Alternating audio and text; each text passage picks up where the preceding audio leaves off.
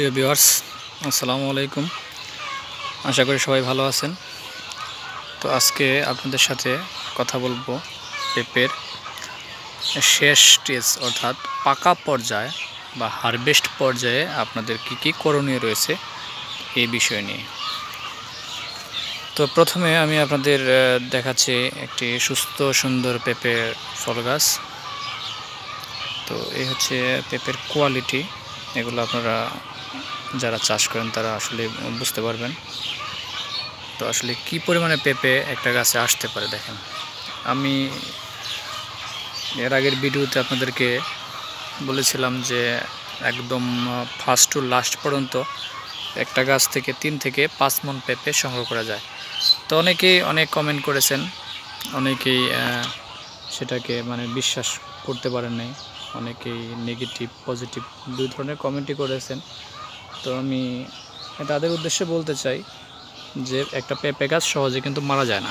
যদি সে পরিপূর্ণ মাফিক খাদ্য পায় তাহলে একটা পেঁপে গাছ সহজে মরবে না। আর 100% আমি পরীক্ষিত। যদি একটা গাছ মারা যায় তাহলে তো শেষ। কিন্তু আমি যতটুকু জানি বা এখন পর্যন্ত যতটুকু দেখেছি আর কি, বিভিন্ন প্রজেক্ট ভিজিট করার পর একটা গাছ গড়ে প্রায় 1 বছর পর্যন্ত আপনাকে স্বাভাবিক ফল দেবে। তো এই দেখেন গাছের কোয়ালিটি। এই গাছটা কিন্তু ফল ছাঁটাই করার পরও আবারও ফল দেবে। তো এই পাকা পর্যায়ে অর্থাৎ হারভেস্ট পর্যায়ে যে বিষয়গুলো খেয়াল রাখবেন সেটা হচ্ছে পেঁপেটা তোলার আগে সপ্তাহে আপনাদেরকে ছত্রাকনাশক স্প্রে করতে হবে। কারণ হচ্ছে এই পেঁপেটা কিন্তু সারা দেশে ডেলিভারি হবে। তো এক্ষেত্রে যদি আপনাদের ছত্রাকনাশক স্প্রে করা থাকে তাহলে এই পেঁপেটা পাকার পরও কিন্তু সহজে নষ্ট হবে না। অনেক ক্ষেত্রে দেখা যায় যে পেঁপে যখন পাকে তখন সেটা পচনজনিত কারণে অর্থাৎ ব্যাকটেরিয়ার কারণে সেটা নষ্ট হয়ে যায়, ছত্রাকের কারণে নষ্ট হয়। সেক্ষেত্রে যিনি আড়তদার বা বাগানি রয়েছেন উনি কিন্তু লসের সম্মুখীন হয়। সো তাদের উদ্দেশ্যে আজকের এই ভিডিওটা, আপনারা ভিডিওটা না টেনে পুরোটা দেখবেন এবং আমার এই কথাগুলো শুনবেন।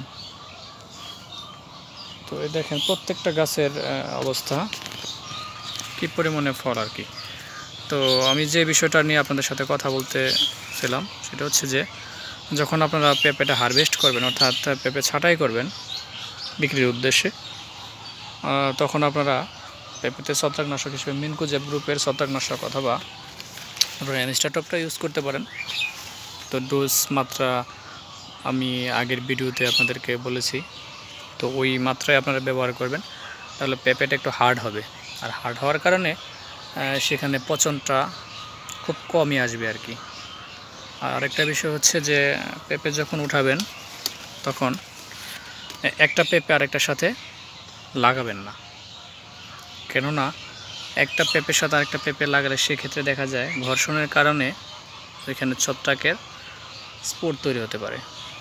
তো পরবর্তীতে এই কষ থেকে দেখবেন আস্তে আস্তে ছত্রাক জন্ম নেবে এবং পরবর্তীতে রোগাক্রান্ত পেঁপে থেকে একটা সুস্থ পেঁপেতে এটা ছড়িয়ে যাবে। পরে দেখবেন আস্তে আস্তে পুরো ফলের যে ঝুড়ি বা যেখানে ফল রাখা হবে সেটিতে ছড়িয়ে যাবে। তো এই বিষয়টা আপনারা খুব গুরুত্ব দিয়ে দেখবেন এবং অবশ্যই ফল ছাড়ানোর সময় আপনারা এক একটা ফল আলাদা আলাদা পেপারে মুড়িয়ে নেবেন। সেক্ষেত্রে ফলটা তরতাজা এবং ফ্রেশ থাকবে। তো ধন্যবাদ সবাইকে, সবাই ভালো থাকেন, সুস্থ থাকেন। আর আরেকটি বিষয় হচ্ছে বর্তমানে বাংলাদেশে যে পরিমাণে আন্দোলন মিছিল হচ্ছে, তো আমি আমার ভিউয়ার্স যারা দেশ এবং দেশের বাইরে থেকে আমার এই ভিডিওটা দেখতেছেন এবং আমার এই কথাগুলো শুনতেছেন, তো আপনারা ছাত্রদের পক্ষে দাঁড়ান। কারণ এই আন্দোলনটা হচ্ছে যৌক্তিক, এটি হচ্ছে আমাদের অধিকার আদায়ের আন্দোলন। তো আপনারা ছাত্রদের পাশে দাঁড়ান এবং যারা দেশের ভিতরে এই ছাত্র নাম নিয়ে হাঙ্গামা দাঙ্গা তৈরি করছে তাদেরকে চিহ্নিত করেন, আইনের আওতায় আনেন। তো সবাই এই বিষয়টা খুব গুরুত্ব দিয়ে দেখবেন এবং সবাই খুব সাবধানে থাকবেন। তো ধন্যবাদ সবাইকে। আজকের মতো বিদায় নিচ্ছি। আল্লাহ হাফেজ।